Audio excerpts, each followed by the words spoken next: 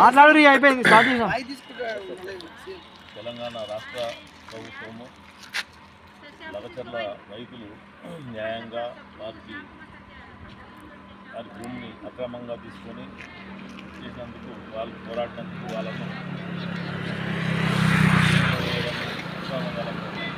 న్యాయంగా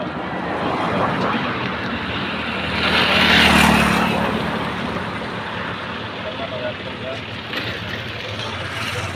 కూడా అంబేద్కర్ గారికి మొదటి క్షేత్రము ఇవ్వడం జరుగుతుందని,